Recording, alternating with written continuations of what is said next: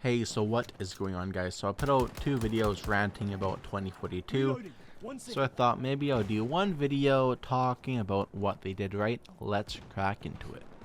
A lot of you guys have yet to subscribe, so please click that subscribe button, click the bell icon, and become a part of the colony. Thank you.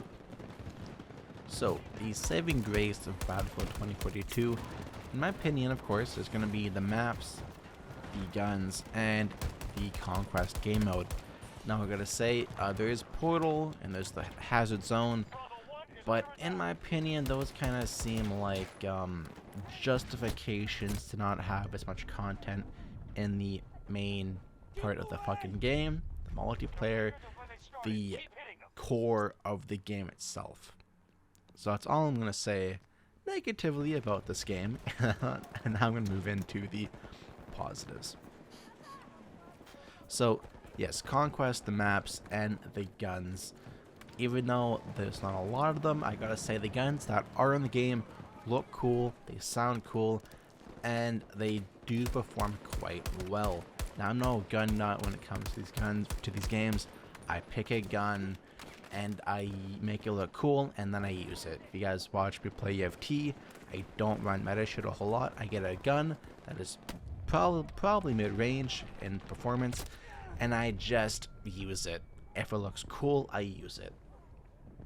So I do like how the guns look pretty darn cool. Alright, moving on to the game mode, Conquest.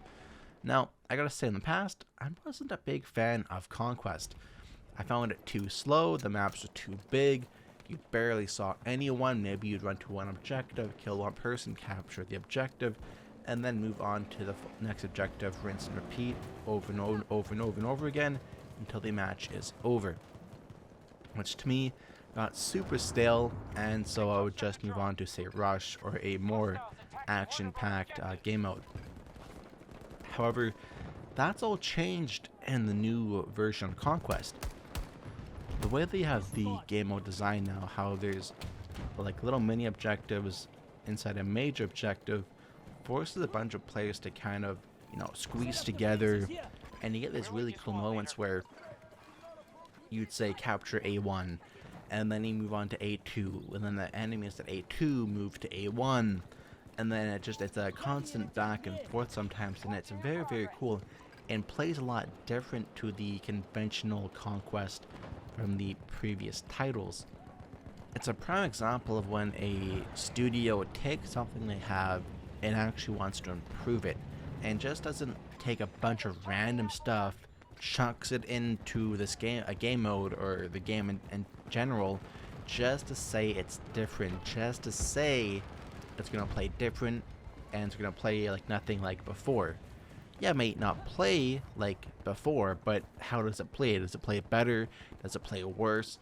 And in this case, they took Conquest and made it flow a lot better. They didn't change it a whole lot. They added a mechanic to where it's gonna force players in a tighter area, so there's gonna be a lot more fighting, and also too, with the added players, it flows very, very well.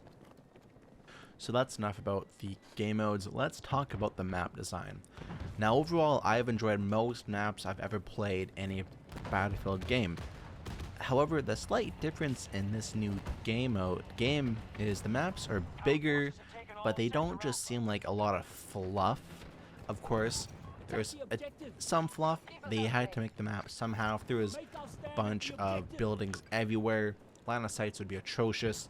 So of course, there is going to be just some open spaces. But those open spaces are useful for DMRs, for snipers, even some tap firing with the AR. And then there's also a bunch of places where you can use an SMG in this map. You can go to the stadium, you can go to the objective where it was in the beginning of the video, you can go to the skyscrapers. There's another point in this map that is quite suitable for an SMG or shotgun. The maps got bigger for a reason, for a purpose. They got bigger so the players can actually move around and not have so many choke points.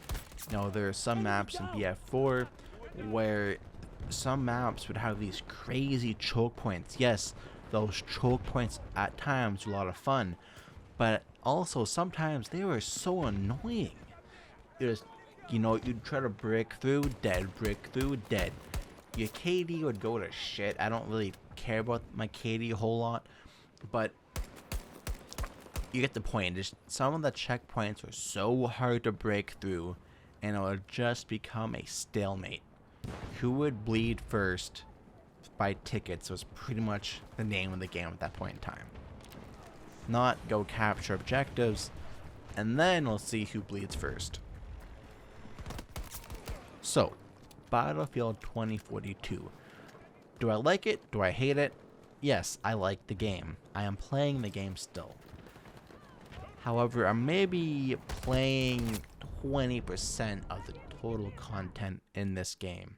I'm only playing Conquest game mode and using a small fraction of the guns. Of course, I haven't unlocked all of them yet, so I will be accessing more content in the future as I level up. But I'm only playing Conquest, and I gotta say, it is a lot of fun. I do like this Conquest game mode and how it's set up. I would like Breakthrough. They have to make some changes to it. I've stopped playing it. It was ruining my experience, and so I switched over to Conquest, and I'm having a jolly old time. That being said, though, I'm also not recommending everyone to buy this game. My brother asked me about it. It's like, hey, look, have you seen the gameplay for it? I'm like, yeah, I don't buy it. It's not worth the money. It's like, okay. So, yes, until they add some more content to the game, to me, it's not a buy. So, yes, that's all I have to say for this video. Thank you for watching, and as always, have fun while gaming.